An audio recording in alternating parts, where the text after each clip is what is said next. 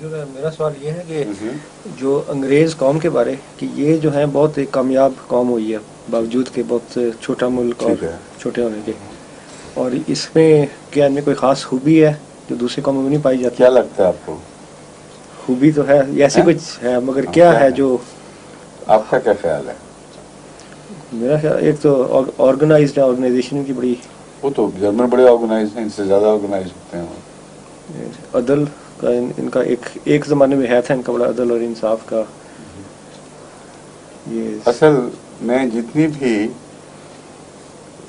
Imperialist طاقتیں ابھری ہیں اس دور میں جنہوں نے کالونائز کیا ہے دوسروں کو، ان میں جن قوموں کے اوپر انہوں نے قبضہ کیا اور ان پر حکومتیں کی، ان میں سب سے زیادہ عدل کا سلوک انگریزوں نے کیا ہے.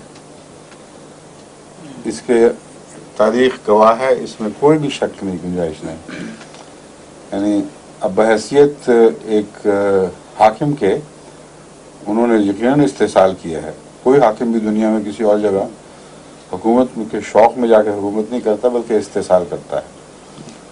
ایک زمانہ ایسا تھا گزشتہ تاریخ کے دور میں جہاں قومی اقتصادی محرکات کی بجائے ایک بادشاہ کی آنا اور اس کی یہ تمنا کہ میں حاکم بن جاؤں سب دنیا کا، یہ اس کو بڑے بڑے حملوں پر مجبور کر دیا کرتی تھی.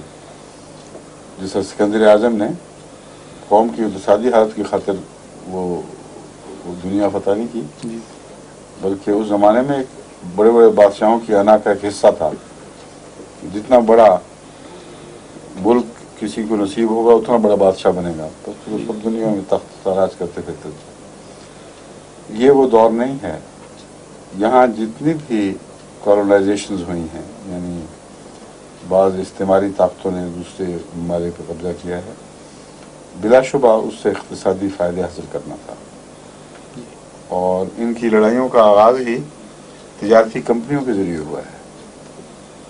ایسٹ انڈیا کمپنی اور اس کے بغال پہ فرینچ کمپنیز جو تھیں، اسی طرح مختلف ان کے آپس کے تجارتی مفادات تھے. جب وہ ٹکرائے ہیں پھر فوج کشیاں ہوئی ہیں، اس کے بعد پھر کالونائزیشنز ہوئی ہیں.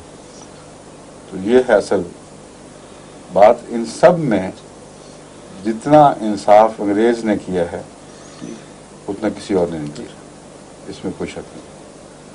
بلکہ جب انگریزی حکومت ختم ہوئی تو کئی لوگ مدت تک یہی یاد کرتے رہے کہ آزادی تو مل گئی ہے مگر انصاف اٹھ گیا. جی اور